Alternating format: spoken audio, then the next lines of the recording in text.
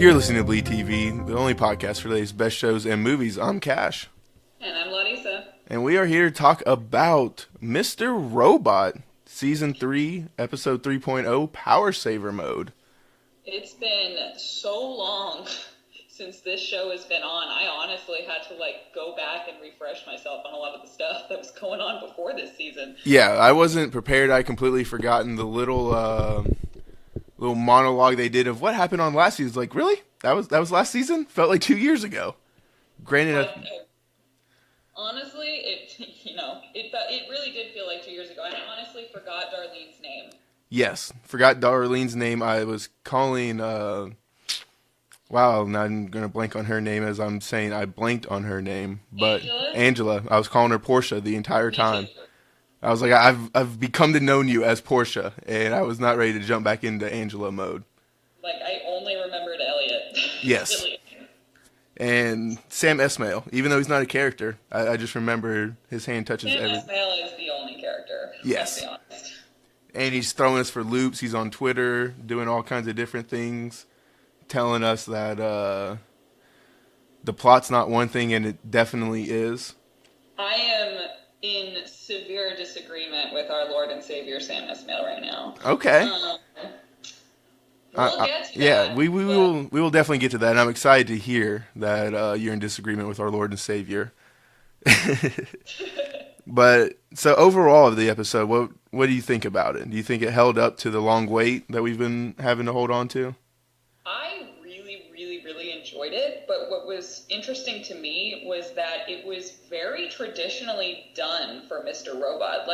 As far as coverage and the way that it went, there was some really interesting stuff. There was a really long one take. There was some interesting stuff with close-ups and whatnot in the other. But, I'm used to bottom sixth of the screen OTS wide shots, which are never done. And this just felt like it was covered so... like a traditional drama that's done on TV. And as far as the way that the plot went along, it also sort of felt like that, with a small break when he breaks the fourth wall and he's in his brain, he's admitting it's his fault. But other than that, it definitely felt like a little bit of a departure, which maybe harkens back to the title of the episode, Power Saver Mode. I don't know if they're maybe trying to lessen it to ramp it up later. I mean, maybe. I think you're underplaying the one shot a little bit, because that was a pretty long one shot, and there's a lot of cool things I'm excited to ask you about that Tarantino pulls off a lot, and a couple other directors towards the end of the episode. But I mean, I thought it was a fantastic episode. I think we waited a legit full year for this, and I don't know if we necessarily answered any questions. Honestly, I think I'm more confused because we didn't see a lot of the main characters that I still want to see. No Dom, no Leon. It's Dom so much. I know. And I'm interested to see how she ties back into this because Darlene. It's interesting to me that Dom didn't take place, she wasn't in this episode because she was so on the warpath. Yeah. At the end of the last season, and there was an actual, murder that was done, and she was had Darlene in her sights, and then she's just gone. And I realized, there's a citywide power outage for 6 days in New York City, yeah. Which is insanity. Well, I mean, not just Darlene in her sight. She had her in the jail. She showed her plan and everything. And so, I would have liked us to at least seen her walk out of FBI headquarters or wherever they're set up right now, instead of her just being out. Well, I remember, technically they had nothing to hold Darlene on. They didn't know for sure that she had done anything. So it's a logistical leap that she would be then able to leave. But I do agree with you. I was kind of okay.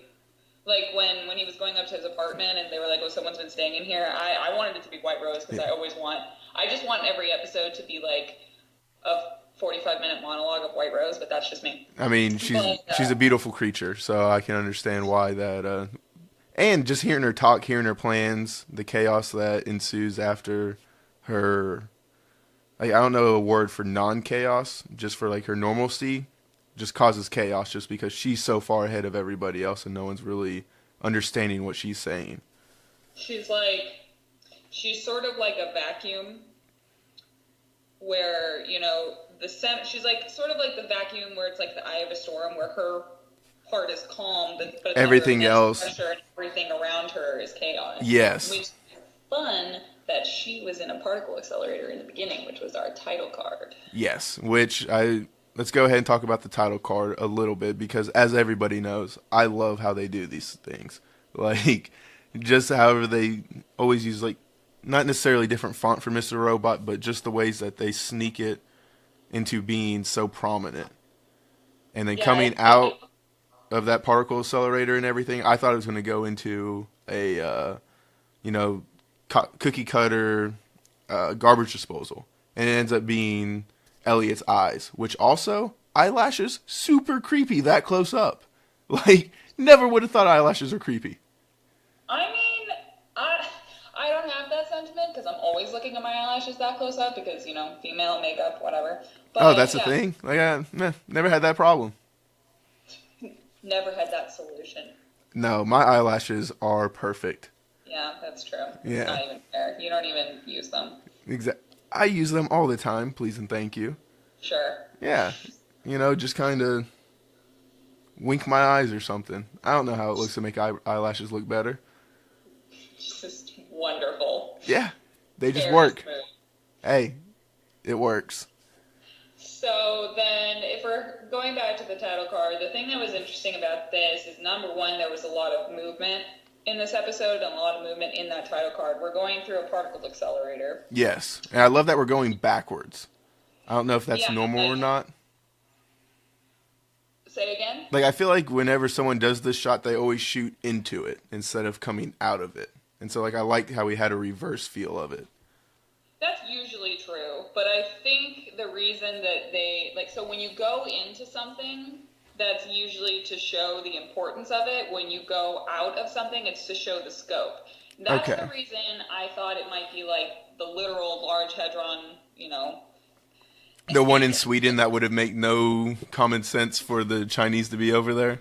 Yeah, because it's the biggest machine in the world. It's the most famous. It's the most powerful. And as far as particle accelerators go, why would White Rose settle for anything other than the best?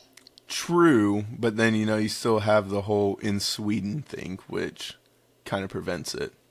I mean, I understand that, but, the fact that we went out of it to show its size and its, majesty, really, is kind of what, number one, shows how I feel like it's going to be important later, and number two, coming into Elliot's eye, which is obviously the window to the soul, shows how deep the canals of his brain are, which we already know that, but it's just a nice image.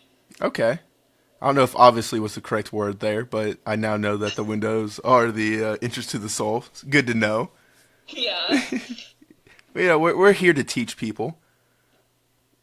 Larissa and Cash, yeah. Educators. Of the spiritual world and everything else. There we go. Trademarked. But, so in this part, you're thinking that this particle accelerator is a, time travel. Okay. So, I didn't have any other way to say it. I tried to be creative with it, got nothing. But, so you think that we're walking towards time travel? Time travel. Okay. I have many reasons. Okay. Why I think this is time travel. And also, this is where she disagrees with our Lord and Savior, because Sam Esmail has come out and said he doesn't want to do anything with time travel, because as soon as you do that, you throw all rules out the window. And now the floor. True, but his world has kind of thrown all the rules out the window. Not really. He's kept it pretty intact and realistic. You can use science magic, which, like in the movie The Prestige. If you've seen The Prestige. If you haven't, shame on you. Go watch The Prestige. It's honestly. But it's like in The Prestige, they introduce halfway through the movie this magical machine that can do magical things, and it's based on science, but it's science magic. I wouldn't say it can do magical things. It kills somebody literally every time it's used. I was trying not to give away the ending. If they haven't seen The Prestige, then it's shame on them. It's Christopher Nolan's best film. They shouldn't be listening. I don't know that anyone who watches Mr. Robot hasn't seen The Prestige. It just kind of feels like they... And you know what? It's not a spoiler if it's been out for 10 years. I'm sorry. Shame on you. All right. So then you have this machine that can clone little to no explanation. And so, yeah, it's what you call science magic. Now, the thing is that if you're only using that once, yes, then it's okay. So that's why I think, so, okay, the science of a particle accelerator is, you know, they have two particle beams coming at each other at the speed of light, and there is a scientific theory that the speed of light can then mess with time. Yes. So, White Rose is with a particle accelerator that can mess with time. Number one. Number two, in season 2, you and I were talking about all of the little Easter eggs about time, like music going backwards, extras appearing twice, you know, like there was evidence of time travel or time mess-ups or time manipulation, blips. just something. Yeah, something. And, you know, it very well might be Elliot's world, you know, imploding or being strange because he was, you know, very unstable in season 2, particularly season 2. Yes. And he's become completely unreliable. Like, we almost have to take everything with him in it with a grain of salt. Still. Well, now they've completely decided to tell us when he's who. I have some good talking points about why they're doing that. And so, I mean, I'm interested to get your opinion on those. But please continue. So, number 3. Number 1, particle accelerator. Yeah. Number 2, all the evidence in season 2.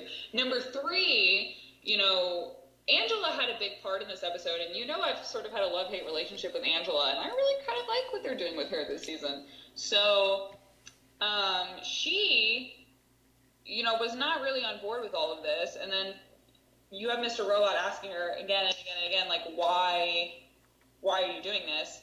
And she says, you know, I didn't believe... She says, I drank the Kool-Aid, it was red, and it was delicious. White Rose puts the sugar in the Kool-Aid. White Rose puts her special ingredient in the Kool-Aid, and I drank it, and it's great. It's sugar. That's the special ingredient. She didn't believe in it at all until she met White Rose, and then previously had that conversation with Elliot where she was like, what if we could go back and change everything? Mm-hmm. Which is obviously time travel. Now, that kind of put a little bit of doubt in my heart. Okay. Because I was like, ooh, that's really obvious, which makes me think that Sam Esmail wants us to think it's time travel, and then he's going to be like, nah, fuck you guys. I mean, I think it's definitely going to be that, because, I mean, White Rose even has the line that caught a lot of scrutiny of practice makes perfect. And a lot of people were trying to look deeper into that when she was talking to her assistant. Mm-hmm. And all that really was, from what it seems like, was her telling him to speak in English. Because he was speaking in Chinese. She goes, now, what do we talk about? Practice makes perfect. Boom, he comes back, says the same exact thing. Well, not the same exact thing, because his English is terrible. No offense to the actor. I'm sure it's fine. Incredibly. That's a good English word. I mean, he added like an S in there at the beginning, and... Okay. I give him the benefit of the doubt. Yeah. Their accents, come on. Like, I mean, I'm sure it was intended and everything, but I mean, it was savage Mandarin if you tried to speak it. So. Hey, I'm not saying I would do it right or anything. I'm just pointing out his English wasn't the greatest.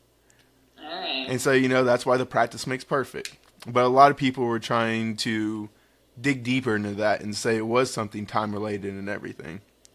But I think a big problem for White Rose wanting to manipulate time or try to do time travel is, doesn't that kind of make punctuality a moot point? If you can control time, wouldn't that ruin your obsession with time? I mean, but it's also the ultimate obsession with time. And I think what Sam Esmail is setting up is you have White Rose, who is this perfectly in control character. Mm-hmm. And she's obviously going after time travel. Like, that's... I don't know if obviously is the correct word. I'm not 100% on it yet. Like, I understand. I can see why people want it. That she's going after time travel. Okay. And I think that it's going to be impossible and she's not going to be able to do it. And that's when we'll actually see her veneer break. Interesting. I could, like, if she is eventually told no, like, it's just not possible, I can see that breaking her veneer and her very calm, cool, collective attitude. and I'm interested to see what a loose White Rose is capable of, since we know what a calm one is capable of.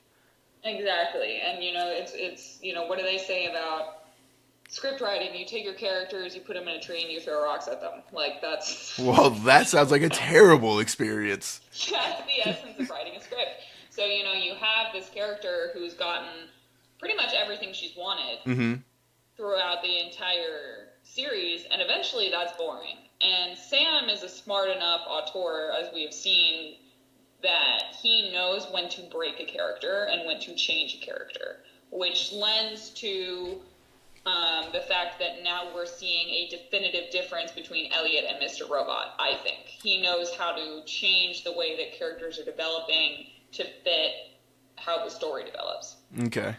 I mean, I would agree with you to an extent, but I'm also somebody who loves seeing the biggest, baddest person never struggle. And so, like, Achilles just running through a maze of people and not even getting a scratch, love it. I could watch that all day long. And so seeing White Rose manipulate people and always be 2-3 steps ahead, like Peter Baelish in the first 4 seasons of Game of Thrones, and Tyrion, easily 2 of my favorite characters. Ew. But as the show went on, Peter Baelish lost all credibility to me, was no fun to see on screen just because he was breaking down. And so I think he's got to be careful if he does that with White Rose. Well, I can definitely see how that can be done wrong. Like, did you watch Gotham? Yeah, I still watch it. Oh, wow. Yeah, it's dedication. A lot of dedication. So the first season of Gotham, I loved Fish Mooney, obviously, because she was fucking fabulous. Yes. And, by the end, she's losing her power and she crawls her way to the top and then they just murder her. And I know she comes back, blah, blah, whatever. But... Not blah, blah, whatever, man. She comes back better. I thoroughly enjoyed her through season 2 more than season 1. Yeah, but I'm just saying, that season 1 arc was mishandled. It was. Because if you're gonna destroy the potential of a character like Sam Esmail would have to do with White Rose, it's gotta be cataclysmic. Okay. Now, yeah, and it's possible, but I'm having enough faith that he's not going to let her turn out to something like that, because I personally don't see her losing her cool. Mine's still going to be very trippy, my theory on what she's trying to create, because I'm not 100% sure of what it is, but I have the basis of it, and I was thinking pretty hard on it all day. Hit me with it. Hold on. Before I do you think that her assistant almost died when he questioned her and was like, why do we even need Elliot? I can go ahead and do all the hacking myself. I'm just as talented as him. I don't think so. I think that White Rose is smart enough to recognize, arrogance that can be corrected. Yeah. I don't think she just kills people to kill people. No, not at all. But, I mean, I felt like challenging her to that extent was very dangerous. But I know she cares deeply for this assistant, so I didn't know if it was check yourself, or I'm okay with you challenging me in these instances and you learning from them. I think that it was that at this point. Okay. But I think if he makes a pattern of it, he won't survive the season. That's what I was thinking and everything.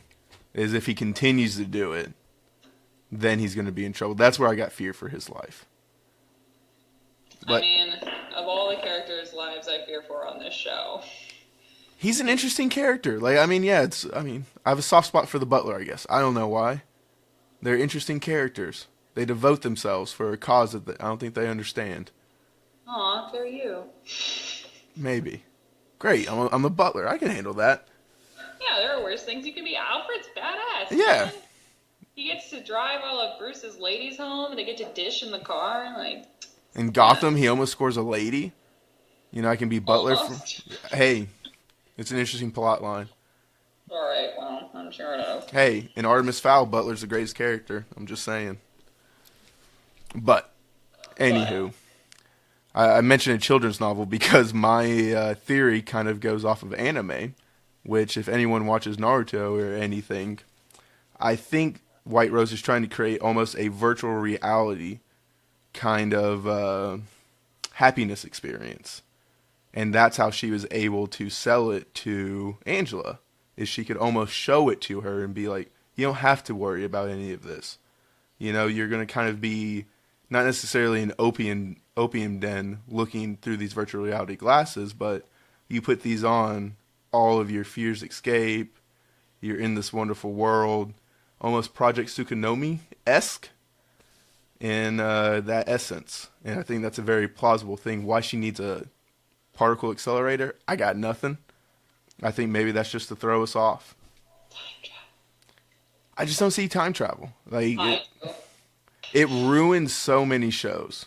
Like, I mean, it butchered Game of Thrones. If anyone is gonna do it right, it's George R. R. Martin, and even he has written so many books with time travel connection and all of that stuff. Like, if any TV shows are gonna do it correctly, it's Game of Thrones. Like, no, God, no, it's not. No, because D&D just got in over their heads. But I mean, I don't know what. But I mean, George R. R. Martin is the person who will solve time travel in writing, in my opinion, just because of how much he has done with all of his sci-fi series. I mean, if it's a sci-fi, it's like this Mr. Robot is a sci-fi series. It's a prestige drama. It's a sci-fi series. It's a prestige drama. Okay, it's a post-apocalyptic world in transition. How is it post-apocalyptic? It's in transition. It's in 2015. Which everybody, the show is still... World. It's our world with one change, which that's what sci-fi is. What's the one change?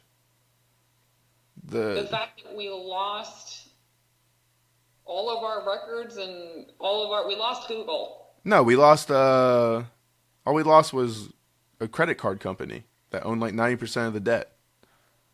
Yeah, but E-Corp owns so much more than that. Yeah. Anywho, I'm sticking with prestige drama. Alright. You and your sci-fi. USA doesn't do sci-fi. It's a sci-fi show. It'd be on Sci-Fi Network. Come at me, bro. Oh, hey, I will jump through this computer screen. Okay.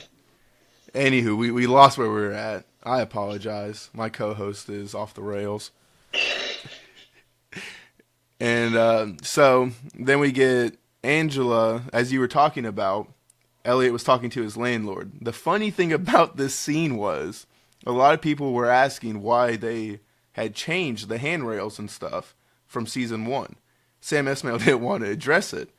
And so he finally addressed it this season, and he did it in a nice little way because the owners of this apartment complex and everything changed it. And he wouldn't let him change it back. And so he finally stuck it in there.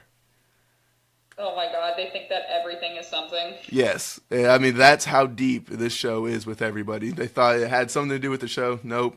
Owners of the apartment complex just wanted to change it for the reasoning they gave on the show, and voila, it made it into the show. Well, there you go. So, you heard it here. Fans. Fan service. Hey, we can make anything possible.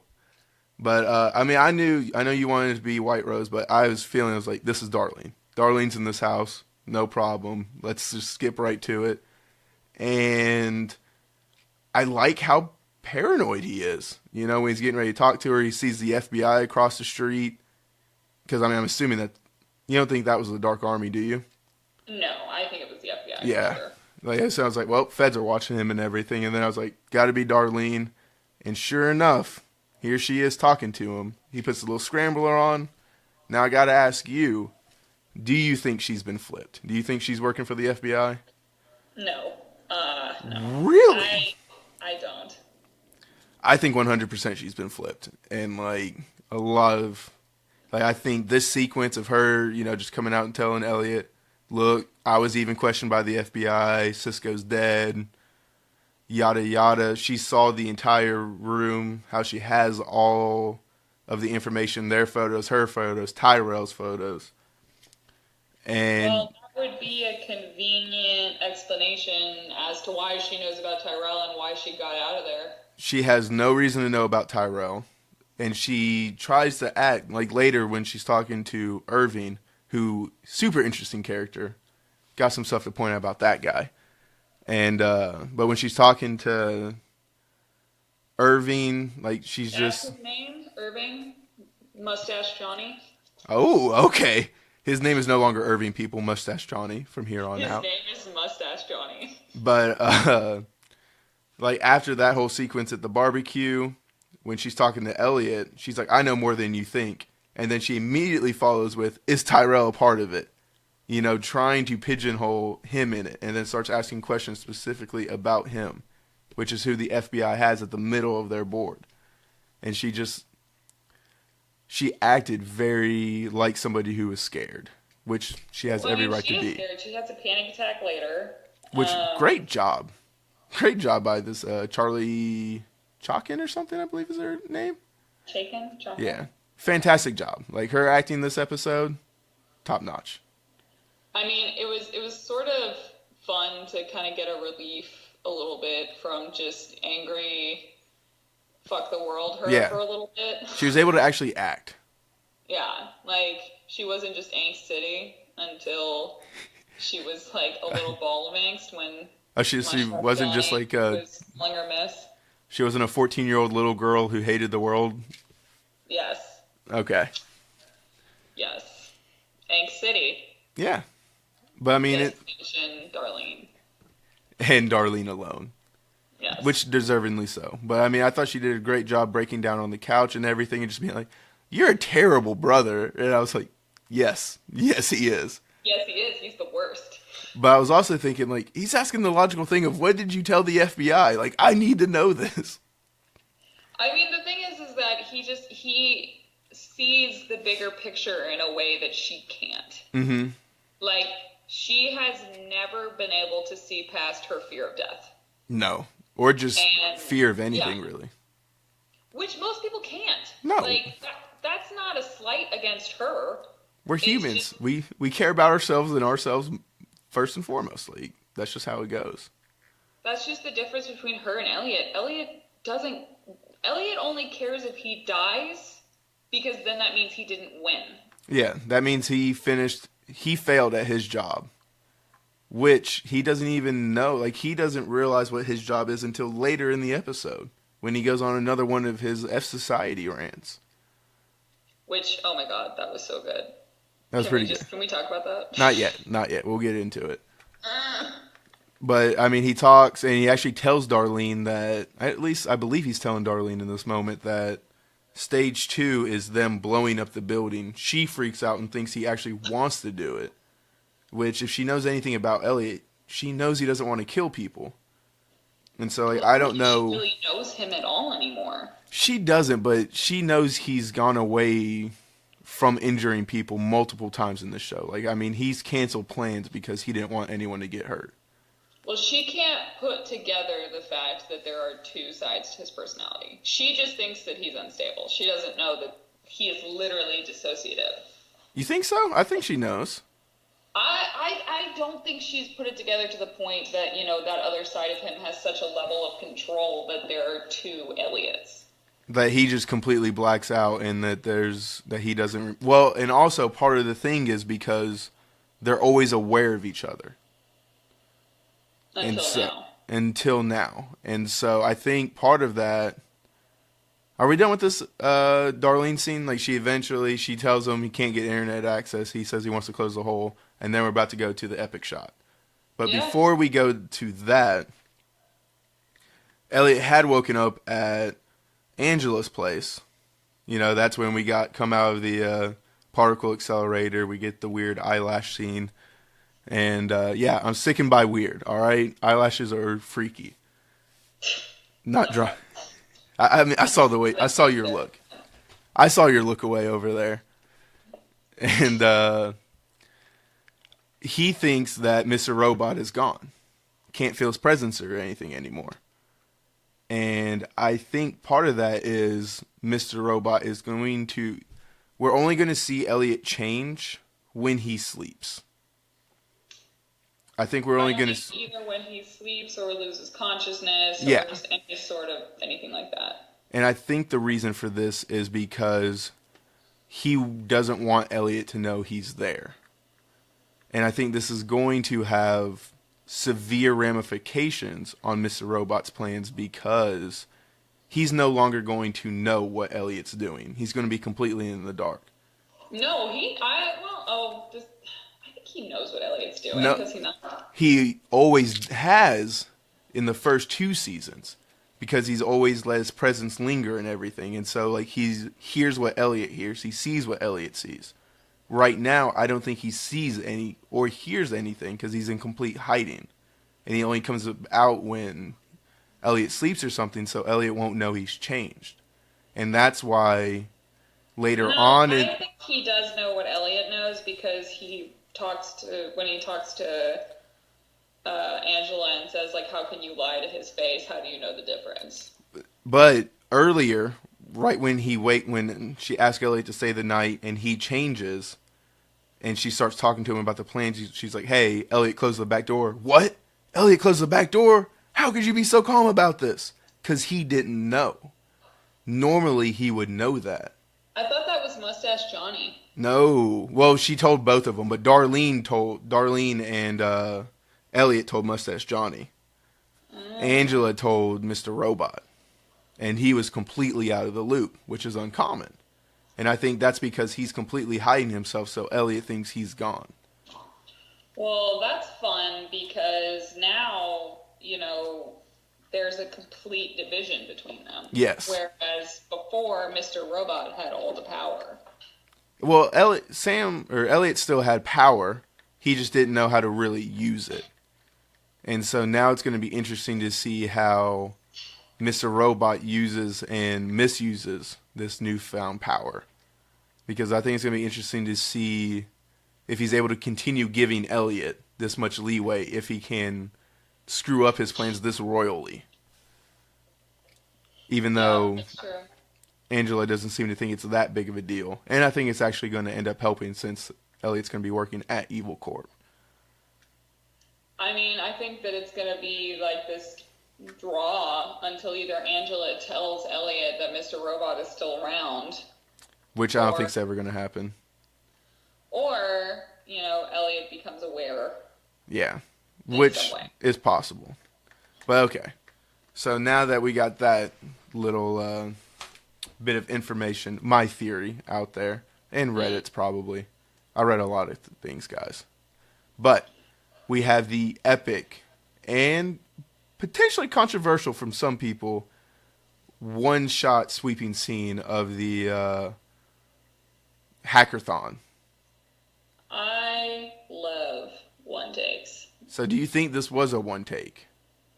I mean, they're never truly one They're takes. never truly. Well, the actress who plays Darlene is adamant, went on Twitter, defended it, and said the entire thing was one take. Well, sometimes they are, but you see things like Birdman, which wasn't. Yes. And I mean, it's still like a feat. Like Birdman is still my top 10 favorite movies, but I was watching it pretty closely, and from what I can tell, there really weren't motion blurs. That's usually what covers cuts. We didn't go in close enough to anyone that we could have done like a fade to black or like a half and half screen. So like, I wouldn't be surprised if it was a one take. I could be persuaded. And they did a good job of making him the narrator, Elliot, so that they didn't have to focus on lips moving and everything for the entire thing. And so like that makes me lean into it being a one take a little bit more. Yeah, I mean, I think it was. I really enjoyed it. Yes, I didn't know it was coming, so that was a delightful surprise. Whole lot of goodies in this one because like this also leads to me thinking that Darlene had turned and is with the FBI because how does she know about this thing? Like, I mean, I gotta assume the FBI is sitting on it. Just because there's no power, you're going to see this source only placed with the internet. But on top of that, as soon as you walk in, there's 1984, which, as we all know, big government watching out. Thank you, George Orwell. Terrible book, though. I don't care what anyone says. Hated reading it, 7th grade. Yeah, because you read it in 7th grade. Yeah. When did everyone else read it? When did you read it? Reading it again as an adult. When did you read it? 19? I was 19. You didn't have to read it in high school? Or middle No. school? Weird. All right. So then, I don't think that the FBI has anything to do with this underground hacker ring. I think that's something she would just know about. She's connected enough. Not if she's terrified of the Dark Army. Yeah, but like even if she is, she's not gonna stop. Like she's still got a phone. She's still got power for that phone somehow, which I know she's got charger bricks. I'm pretty sure that's how she did it. Yeah. But like I would believe that she would know about this place. Okay. DEF CON stickers everywhere, 1984, and I believe there's a picture of eyes in the bathroom that are just looking at her. And when she goes to the bathroom to have the panic attack, she calls somebody who I can only assume be Dom, because I don't know of anybody else she has human contact with anymore. And it's like, hey. She called Cisco, but he's gone. Yeah, so. Cisco's gone. They don't know where our two other people are who Leon protected. And so Dom is the only logical person she could call. Maybe Angela, but I don't see... I thought Angela. Huh? I thought Angela. But, I mean, how is Angela going to get her out of a situation with the Dark Army? And they have weapons. Like... She's probably not. So why call Angela, in my opinion? I mean, I've noticed that, like, the FBI in this episode was sort of this background force with no face. Mm-hmm. So I guess it would make sense that, she would be calling this unknown person. I mean, I sort of saw the symbolism with government infringing in the room as just sort of like the nature of the location. Okay. But then again, I've never Reddited quite as hard as you. True. But, I mean, like, that was just like me, 1984. My first thought was, boom, government. And then it was, the panic attack going into the bathroom. And, which, great job on the actress. Yet again, just like, fuck. Like, I mean, that's what I want to scream, As someone who has had panic attacks. Yeah. That is accurate. I felt very anxious the entire time watching it. And then... I understand this is a place that's probably going to have one of those big garage door sliding bathrooms. But then again, how do you have only one bathroom in that thing? It is that giant sliding door bedroom bathroom. I don't... Well, I mean... I understand set, like, whatever. It was cool. It was very cool. That was the kind of place I was like, ooh, I want that to be a bar and I want to go there. Yes. Like, for sure. It also... as soon as they open the door to go into this place, dead quiet, dudes like you check out, open it up, bass rips off your face. I wasn't prepared. I was like, holy shit, this is awesome. Great song choice. I had it written down to give all of you, and I left my notes, so I apologize. I'll put it in the link. Yeah, I'll put it in the description. You've let everyone down. I have. I'll put it in the description for everybody because I got this song and the closing song, which was another fantastic job. I would be very interested to hear what that song was. I do remember the name of that and everything. But I thought whoever does the score and the soundtracks, please keep doing your job because I don't think you can find better music than what you're doing. And how you think to find these songs, I've got nothing. I will never be as happy as the money burning scene played with Phil Collins in the background. God, one of those people. Wait, are you putting Celine Dion in everything too? Yeah. I hate you so much right now. I will never be as happy as that moment. No, because it was so good. Like, that's still my favorite sequence that the show has ever done. That's fair. That's fair. I mean, Phil Collins, he does just about make every scene better.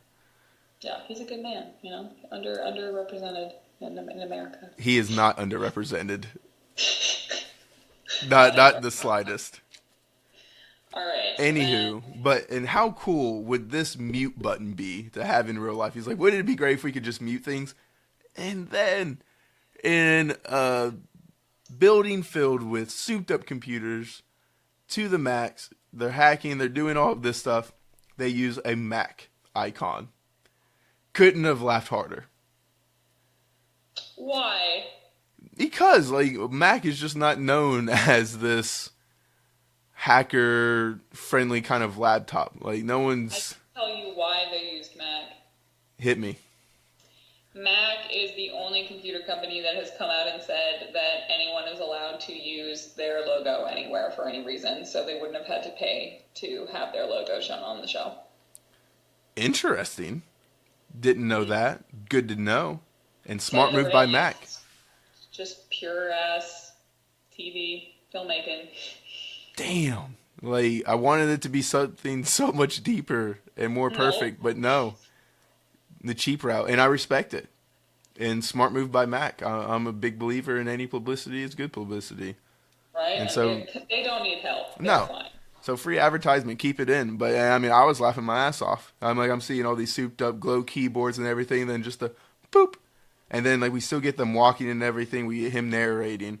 And then as soon as Darlene pops up, bam, music again. Mm-hmm. I was just... I thought I had muted. Oh, really? For a second, I was like, what? And then I was like, oh, all right. Oh, no, it's the show. I've been bamboozled. Oh, you do? I did watch it on USA today, or USA Network. So much better than last year.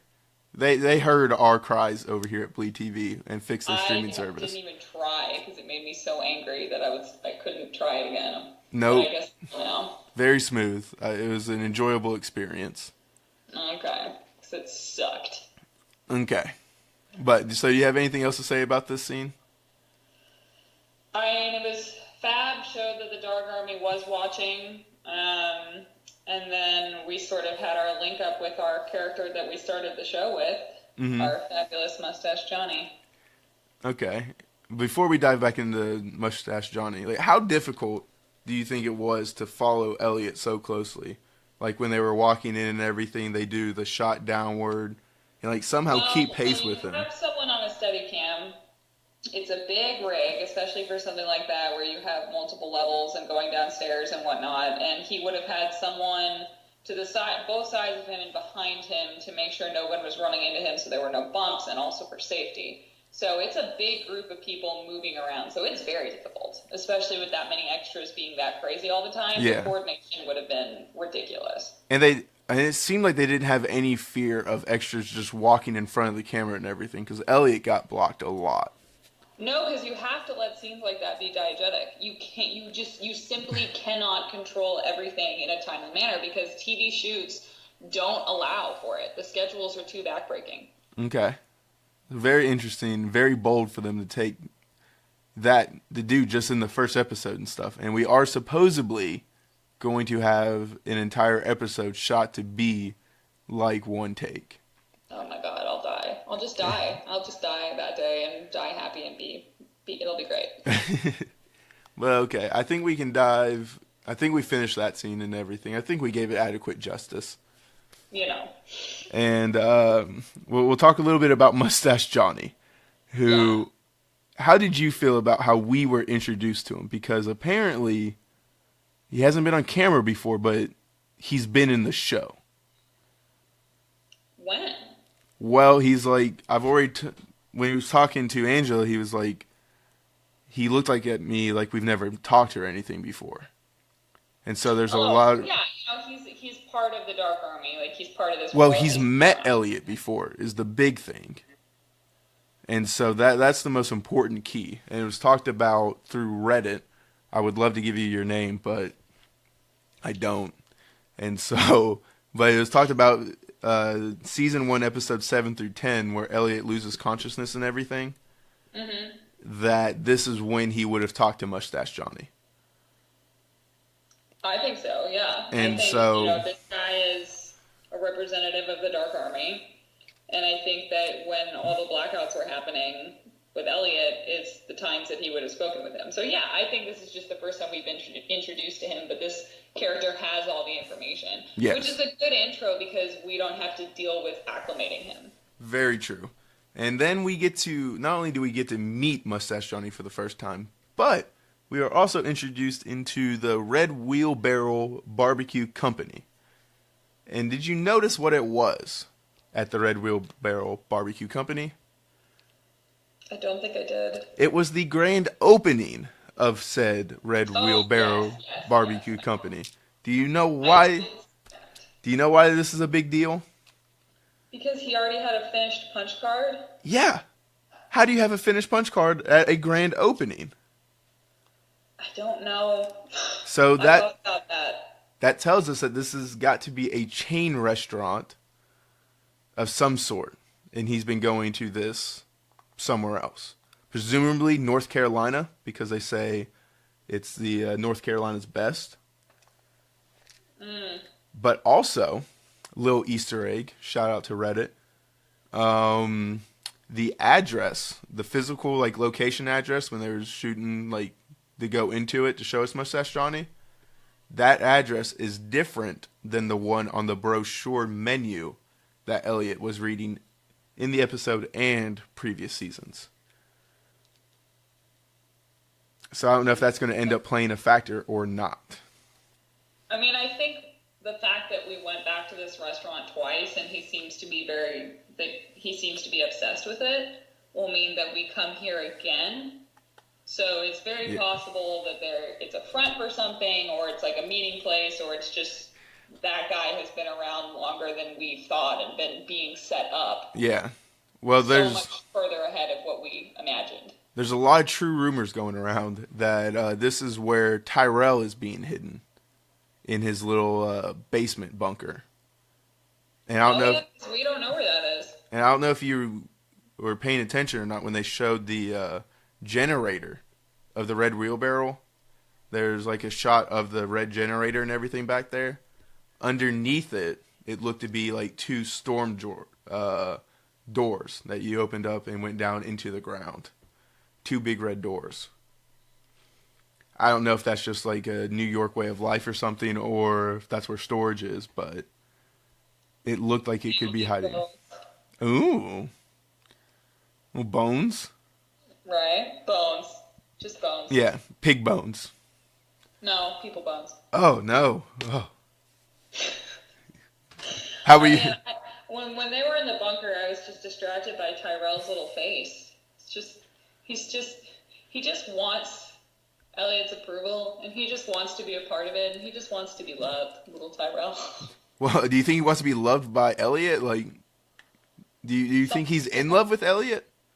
No, he puts Elliot on a pedestal. Elliot symbolizes Tyrell's entire life imploding, not being for nothing. Okay.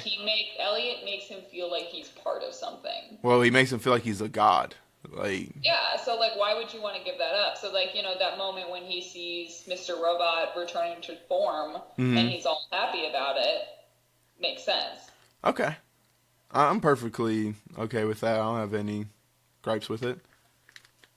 And so Tyrell's still got a big role to play, right? Like, he's not just going to be, we're dragging him along just so we can make him the fall guy for the FBI. I feel like he has to be. Like, we made him this big mystery in season 2 about whether or not he was real or alive. We had all the stuff happening with his wife, and it's like, if we just drop all of that, that's such unused momentum. That's why I was kind of surprised that Tyrell was such a small role in this episode. I was okay with him being a small role just because I don't know what he could have done in this episode. I agree, but it's still, I feel like we need to have some, we need to have more of him in maybe the next few. Yeah, I think he's going to slowly become like a mainstay. What I mean by that is like having like 20 minutes of screen time, like per like the next 4 or 5 episodes. And I don't think it'll ever be like season 1 again. No.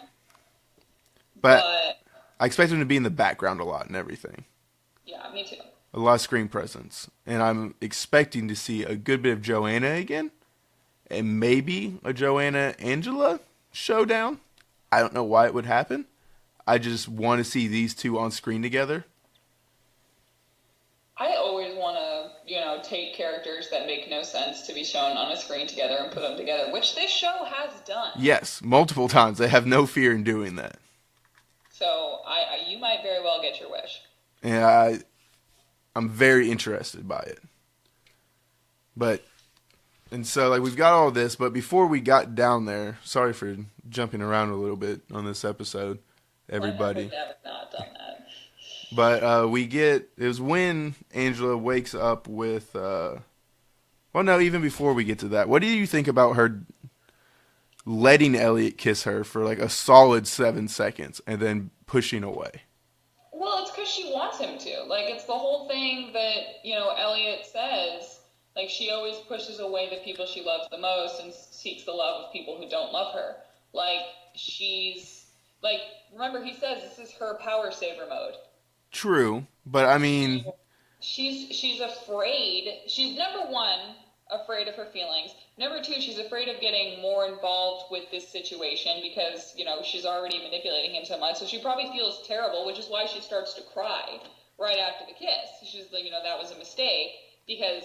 even though she may act later on when she's talking to Mr. Robot like she doesn't feel bad about it and she's making up all these things, like, there's a part of her that feels guilty. Okay, so you think this is really guilt-ridden. I didn't even think about that. Okay. I think it's guilt, and I think she's pushing away any true feelings, and I think, there's also a part of her that's like, this is the only real relationship in my life, and he trusts me. Yeah. I don't want ruin it or complicate it or anything. I mean, I can see that. I didn't see that at first because I was just like, I don't know, Elliot. Maybe it's because you are multiple personalities, and it's not fair for you to try to push that onto her to accept. But he doesn't know that he is anymore. He thinks he doesn't. True, he doesn't think that he has. But I mean, he doesn't think he's totally in control. He doesn't know the situation, but he obviously doesn't know that he flip-flops like that.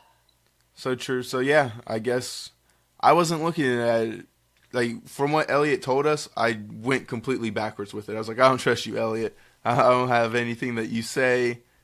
And so I was siding with Angela. But I like the guilt-ridden aspect that you put into it because guilt will make us do crazy things. Yeah, it will. Okay.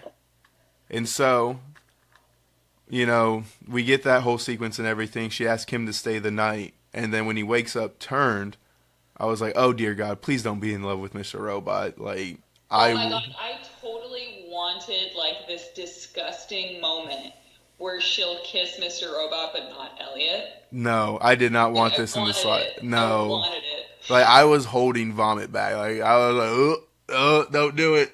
Don't do it. It's like, don't give us these weird daddy issues or anything. Like, no, please show. Because it's not a dad, it's Elliot to her.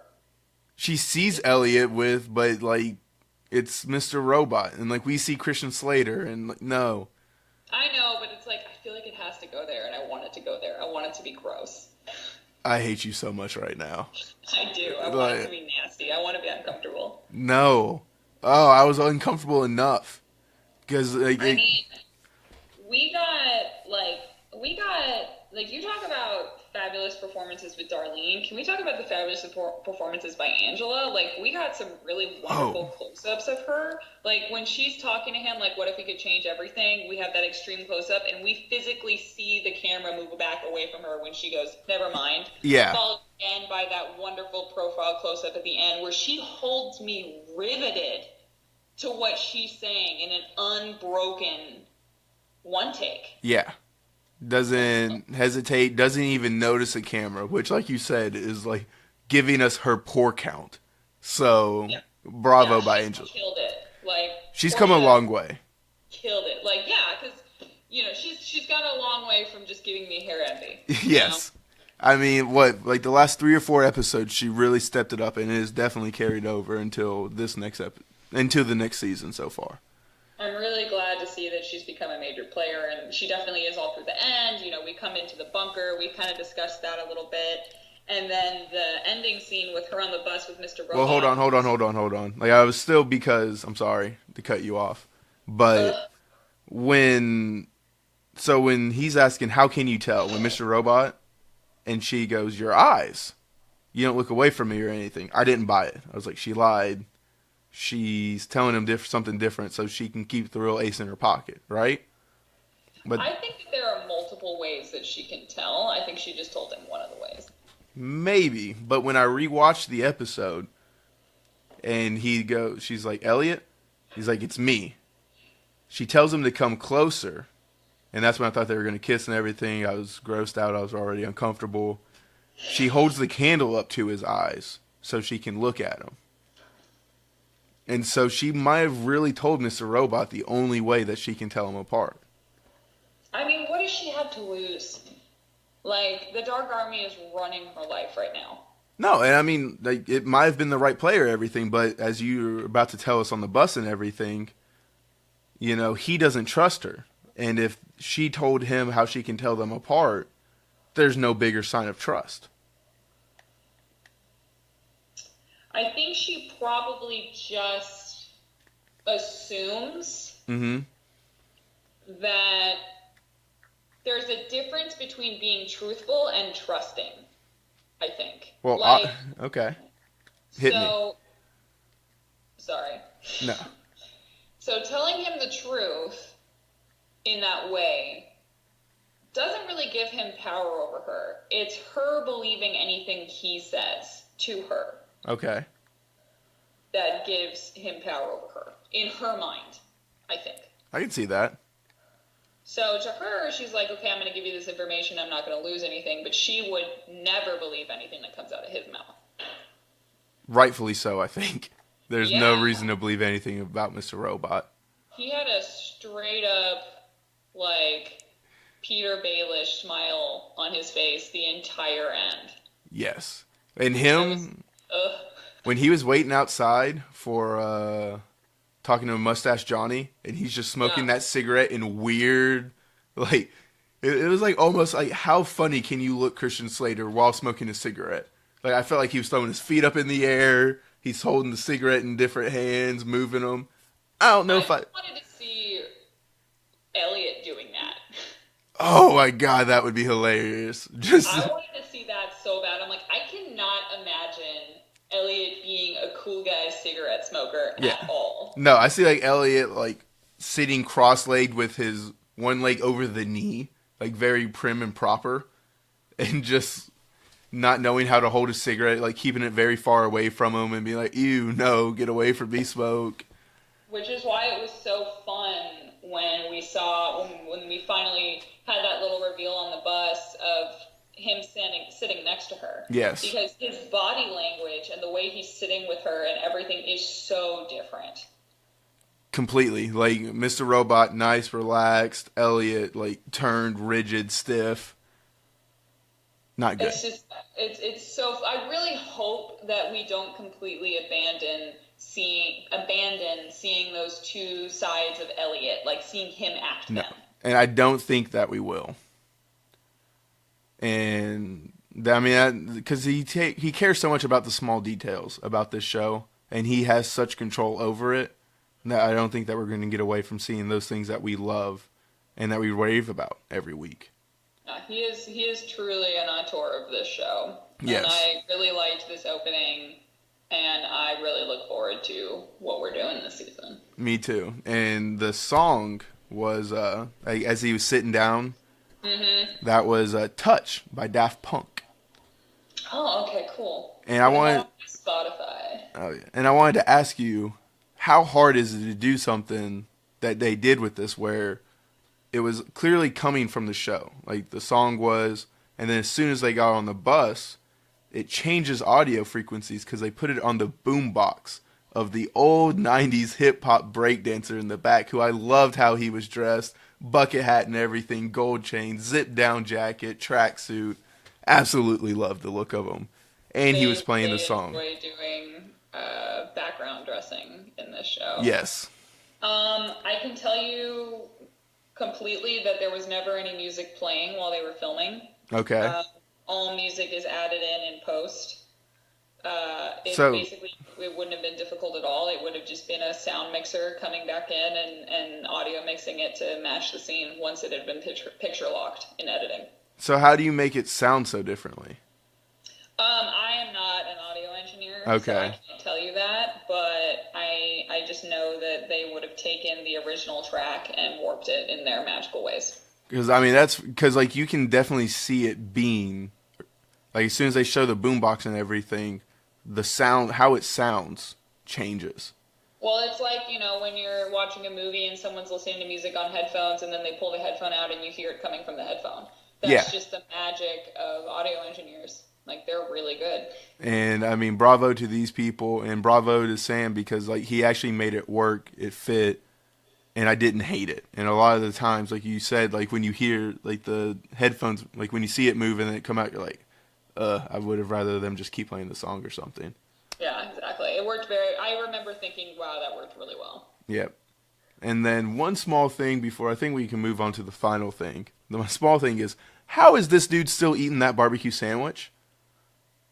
If it ended organically, the guy that's protecting Elliot and Tyrell at the very beginning of the episode, when we meet Mustache Johnny. I think that that's just another clue as to the fact that the top layer of that bunker is the restaurant, because he would have just been eating it from, right then. But also, because these are two different places, because Tyrell's not in his bunker yet. This is at the very beginning of the episode. Tyrell just shot Elliot. And the elevator guy. And remember, because he was eating the sandwich when he took Elliot and Tyrell to it. And so that's just the show trying to tell us it's the blend the scenes together. I don't know, I had a problem with him still eating the sandwich after 15 minutes, and he had already been there like 20 minutes. Some people don't eat a burger in 3 bites like you do. That's 30 minutes. Who is waiting 30 minutes when you have nothing else to do? I don't think it was 30 minutes. He said, I'll be there in 15 minutes. But they had already been there. Tyrell has already shot him, called Mustache Johnny. Like, I mean, it's legit 30 minutes. Yeah, I mean, it's poorly done characterization and scene tying. Hey, I want to hold people accountable, all right? I'm sorry. That's fair. And then the last thing I believe we have is the rant. And oh my God.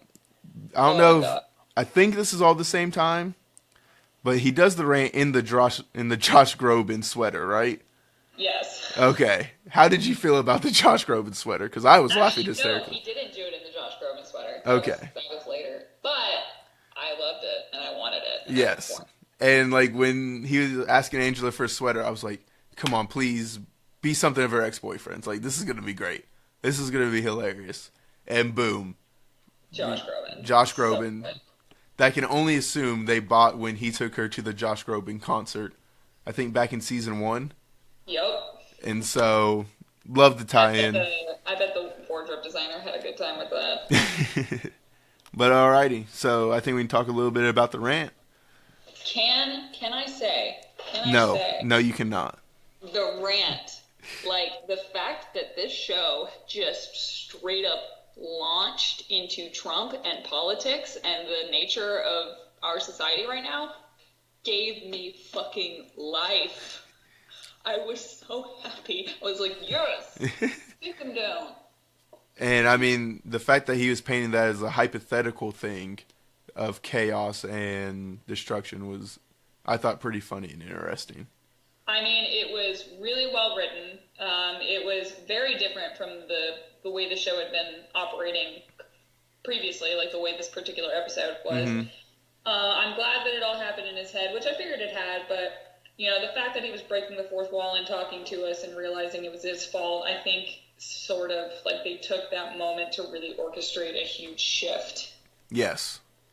That was coming in the new season, which I think was good and needed and appreciated. And I really enjoyed that sequence. And I was like, yeah, fuck Trump, fuck politics, burn it to the ground. But, he was sort of saying, no, maybe not. And I was like, oh, well, yeah, I'm all revved up and ready to go. No, they definitely know how to touch certain buttons and everything and get you going with these rants and make you turn and think of like, man, I kind of feel terrible for being on my phone more than I should.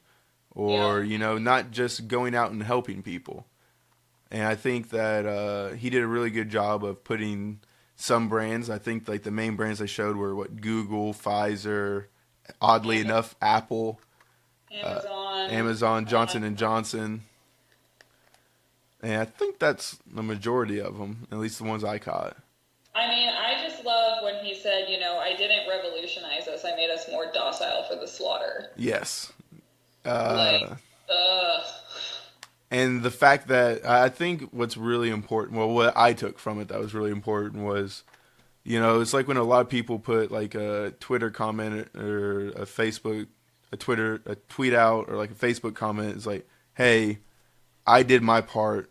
I showed this, but they're not willing to defend it or take any criticism for it. And so, boom, he's like, no, I've got to stick with this through the end. And now I'm thinking he wants to come out and be like, hey, world, I'm Mr. Robot. I think that's probably, I can see that being the end of this season, is him coming out publicly, and then season 4 will be the fallout from that. I think that'd be pretty cool. And see, like, if he's just like, look, Dark Army, I need to become the face of this. And they're going to be like, nah. And well, he's going to be like, yeah. I think that's what might lead to your White Rose destruction thing, is she okays it, and here she's having to go jump through loops to protect him so he can continue doing what she needs him to do. I don't know about all that. Oh, it's a leap and a stretch, but that's where I'm at by the end of episode 1. Well, by the end of episode 1, I am firmly time traveling. Oh, gosh. Get out of here with your time travel. We don't need it. No. We don't want it. We don't need it. Some people do. No. You don't know. Sticking with my Lord and Savior Sam. Thank you for presenting us with more things to honor you by.